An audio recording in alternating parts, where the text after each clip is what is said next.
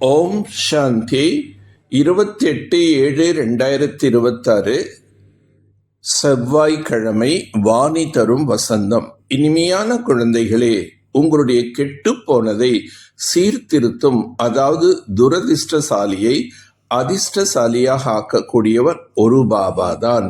அவர்தான் உங்களுக்கு ஞானம் கொடுத்து அதிர்ஷ்டசாலியாக ஆக்குகின்றார். ஆன்மீக பட்டி என்றால் நினைவு யாத்திரையில் அமரக்கூடியவர்களின் எண்ணம் ஒரு பொழுதும் இங்கும் அங்கும் செல்லக்கூடாது. ஒரு தந்தையை நினைவு செய்ய வேண்டும். உங்கள் புத்தி அங்கும் இங்கும் செல்கின்றதென்றால் தூங்கி விழுவீர்கள், கொட்டாவி வரும். இதனால் வாயு மண்டலம் கெட்டுவிடும். தனக்குத்தானே நஷ்டத்தினை உண்டாக்கிக் கொள்கிறார்கள். இந்த நேரத்தில் கூட பிராமணர்களான உங்களை தவிர அனைவரின் அதிர்ஷ்டமும் கெட்டுவிட்டது.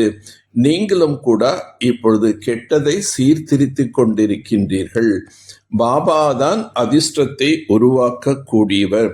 கெட்டு போனதை சீர்திருத்தக்கூடியவர் ஒருவர்தான் என்று சொல்லப்படுகின்றது.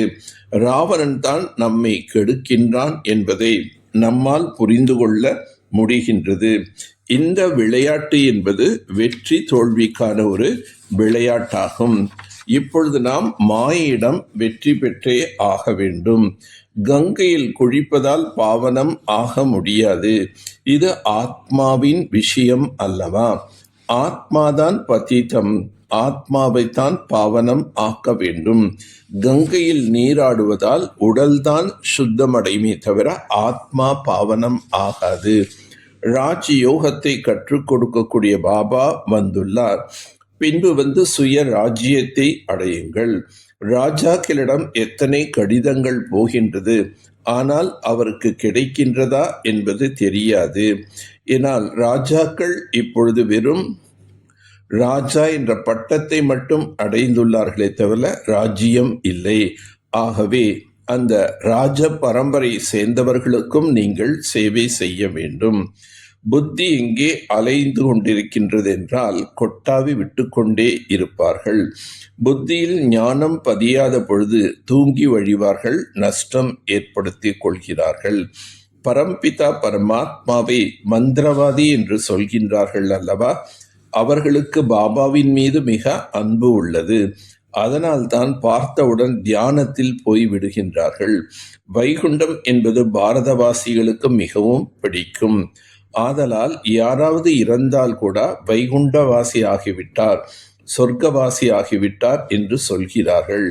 இப்பொழுது இருக்கக்கூடிய உலகம் நரகம் என்பதனை பாபா புரிய வைக்கின்றார்.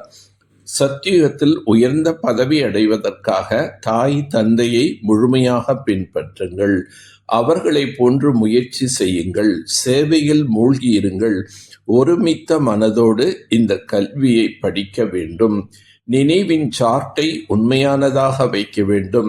தன்னை ஆத்மா என்று நினைத்து பாபாவை நினைவு செய்யுங்கள். தேகம் தேக சம்பந்தப்பட்டவர்களை நினைவு செய்ய வேண்டாம். தனது மிக உயர்ந்த நிலையில் நிலைத்திருந்து ஒவ்வொரு எண்ணம் சொல் செயலை செய்யக்கூடிய சம்பூர்ண நிர்விகாரிகளாக ஆவீர்களாக. சம்பூர்ண நிர்விகாரி என்றால் எந்த ஒரு சதவீதத்திலும் எந்த ஒரு விகாரத்தின் பக்கம் கவர்ச்சி செல்லக்கூடாது. ஒருபோதும் அவற்றுக்கு வசப்பட்டு விடக்கூடாது.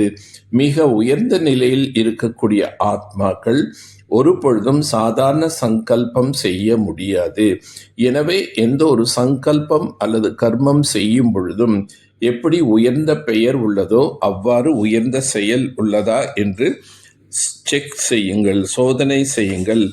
பெயர் உயர்ந்ததாக லட்சியத்திற்கேற்ப லட்சணத்தை தாரணை செய்தீர்கள் என்றால் அப்போதுதான் சம்பூர்ண நிர்விகாரி, மிக புனிதமான ஆத்மா என்று கூறுவார்கள். கர்மம் செய்யும் பொழுதும் செய்பவரும் செய்விப்பவருமான தந்தையின் நினைவு இருந்ததென்றால் சுய முயற்சி மற்றும் யோகத்தின் சமநிலை இருக்கும். இந்த கலியுக தமோ பிரதானமான இற்றுப்போன விருட்சத்தின் கெட்ட நிலையை பார்க்கையில் பிரம்மா தந்தைக்கு என்ன எண்ணம் வருகின்றதென்றால், இப்பொழுதே குழந்தைகளின் தபஸ்வி ரூபம் மூலமாக, யோக அக்னி மூலமாக இந்த பழைய விருட்சத்தை சாம்பலாக்கி விடுவோம் என்று. ஆனால் இதற்காக கூட்டமைப்பின் ரூபத்தில், அதாவது குழுவாக முழு ஆற்றலுடன் யோக ஜோலை ஒளிர வேண்டி உள்ளது. எனவே பிரம்மா தந்தையின் இந்த சங்கல்பத்தை எடுத்து வாருங்கள், அதாவது நடைமுறைப்படுத்துங்கள். நல்லது. ஓம் சாந்தி, ஓம் சாந்தி, ஓம் சாந்தி.